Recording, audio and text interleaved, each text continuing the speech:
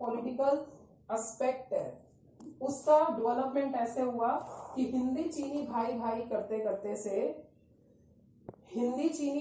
करते से हम लोगों का आज ये इशू है। ठीक है, तो 2015 तक हमने इतने सिग्नेचर किया। अब उसके बाद तीसरी बात करें तो गाइस तीसरी बात क्या है, बॉर्डर डिस्प्यूट।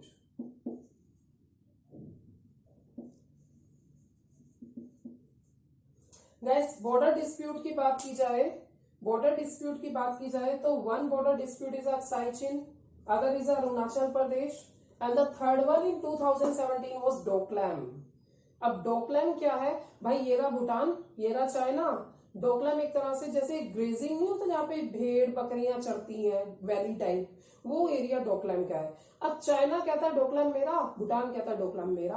भूटान ने इंडिया को कहा कि भाई इंटरवीन करो। अब जुलाई 2017 की बात है, इंडिया ने तो ऑर्डर दे दिया कि भाई हम अपने सिपोइस जो है डोकलाम में भेजेंगे। 2 बुलडोजर भेजे गए और उसके बाद आर्म्स एमुनेशन के साथ सिपाही कैंप वगैरह सब बना दिया गया। The India was ready for the war, but वही बात है कि अब हम इस टाइम पे वॉर नहीं, हम एक डायलॉग डिप्लोमेसी से चीजों को सॉल्व करने की कोशिश करते हैं। तो गाइस व्हाट हैपन नेक्स्ट, अगस्त 2017 तक प्रधानमंत्री नरेंद्र मोदी, जी जिनपिंग दोनों ने सिग्नेचर किया कि दोनों ही अपने ट्रूप्स को पीछे कर लेंगे।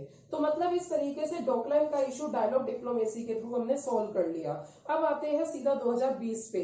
भाई 2017, 18, 19, 20 हम मतलब 3 साल जो है वो शांति से बीते। ठीक है, 2019 में हमारी इंडियन गवर्नमेंट ने यहाँ लेह से काराकोरम तक एक रोड भी कंस्ट्रक्ट किया। अब 2020 में चाइना क्या कहता है कि वो रोड कंस्ट्रक्ट करना इंडिया का मतलब नहीं था, और इंडिया कहता है कि you are assisting us for the constructing of road, this is over place and even you are enjoying over terrain and geographical area. भाई आप हमारे एरिया का मजा उठा रहे हो, ये तो हमारे ही एरिया है, हम यहाँ पे रोड कंस्ट्रक्ट करेंगे। सो अब जी जिनपिंग अपने सिपाहियों को कहता है be ready for anything. So here the Narendra Modi is also saying about be ready for anything. But again हम कोरोना वायरस में भी जी रहे हैं, ऊपर से कंटेंशन इतना ज्यादा है, कोरोना वायरस जाने का नाम नहीं ले रहा है, इकोनॉमी ब्रेकडाउन हुआ है। अब इसी के साथ साथ क्या हम युद्ध के लिए तैयार हैं? स्टिल अब आसपास का इंटरनेशनल स्ट्रेटेजिक वे देखो, the Russia is against of China. ठीक है, Russia is with the India, here USA is with the India, Israel is with the India, okay, that Australia is with the India. So China smell the things that in how the international diplomacy is going on. And now in 2020 अभी मई का ही मई last का ही newspaper है, the China Xi Jinping gave the statement कि भाई we don't want to make the contention with the India, हम India के साथ कोई कंटेंशन नहीं करना चाहते हैं। ठीक है, तो यही चीज है। और अब इसके साथ साथ आपने एक न्यूज और पढ़ा होगा नेपाल का भी, नेपाल भी आंखें अपनी दिखा रहा है। ठीक है, नेपाल का तो सिस्टम इस तरीके का है, देखो भाई यहाँ पे ये रहा नेपाल, नेपाल के इस साइड पे इंडिया है, साउथ साइड पे इंडिया है, यहाँ ईस्टर्न साइड पे इंडिया है, और ये पूरा का पूरा हिमालय का रेंज चल रहा है। ठीक है, तो सिंपल सी बात है, अब नेपाल का जो एरिया है भाई, अगर इंडिया से वो पंगे लेता है तो नेपाल में आना जाना कहां से होगा? भाई चाइनीज गुड्स भी अगर आते जाते हैं तो यहाँ बे ऑफ बंगाल की साइड से आते हैं और यहाँ से फिर ट्रांसपोर्ट होके नेपाल तक गुड्स जाते हैं। तो अगर मान लो नेपाल भी कंटेंशन स्टार्ट करेगा तो इंडिया क्या करेगा भाई, यहाँ बैरिकेड कर देगा। तो नेपाल तो एक वैसी लैंडलॉक है, बंद है, और ऊपर से और लैंडलॉक्ड हो जाएगा। चाइना क्या उसको माउंट एवरेस्ट या हिमालय पर्वत की चोटी पे चढ़ के क्या उसकी हेल्प करने आएगा? This is the same thing. Okay, so Nepal को तो मतलब पंगा लेना ही नहीं चाहिए। वो नेपाल अभी लॉस में है, नेपाल को अपनी आंखें दिखानी नहीं चाहिए, बट एक्चुअल में वो नेपाल की आंखें नहीं हो, चाइना की आंखें हैं। ठीक है, और चाइना का तरीका समझो, चाइना यूज करता है डेब्ट trap policy.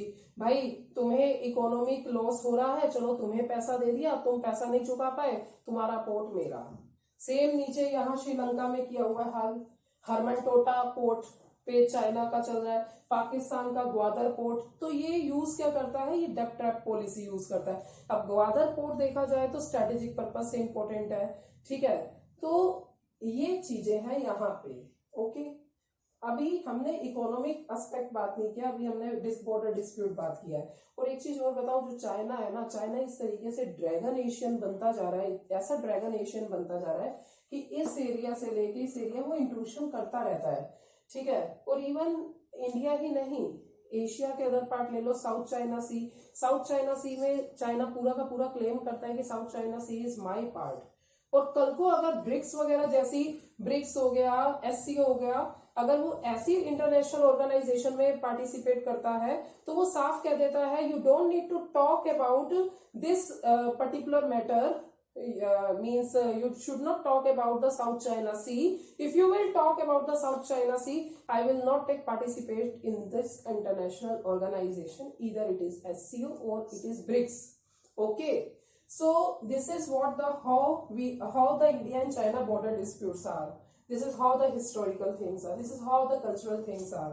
And the fourth thing is international organization. International organization की बात करें तो गाइस, इंडिया और चाइना के कई इंटरनेशनल ऑर्गेनाइजेशन है which are very similar. For example, the Indian China both are the member in SCO, Shanghai Cooperation Organization, the BRICS is Brazil, Russia, India, China, South Africa. और आपको ये भी पता होगा 2015 में ब्रिक्स का ब्रिक्स बैंक बना और ब्रिक्स बैंक से आगे एनडीबी बना, ठीक है। NDB is new development bank. तो ये एक तरह से वर्ल्ड बैंक की हेजेमनी को कम करने के लिए इन्होंने एनडीबी बनाया है। तो इस तरीके से इंडिया और चाइना इंटरनेशनल ऑर्गेनाइजेशन में भी मेंबर्स हैं, ठीक है।